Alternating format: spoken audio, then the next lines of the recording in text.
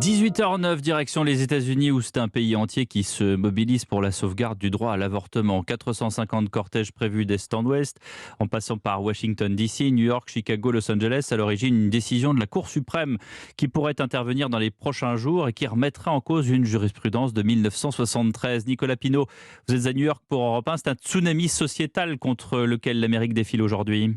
New York, Chicago, Los Angeles, des rassemblements sont prévus dans une centaine de villes américaines.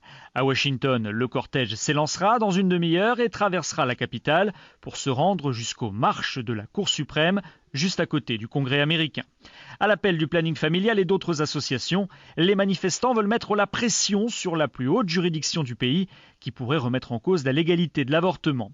Les pro-IVG s'inquiètent d'un document qui a fuité dans la presse et qui montre qu'une majorité des 9 juges de la Cour suprême est favorable à ne plus autoriser au niveau fédéral l'interruption volontaire de grossesse.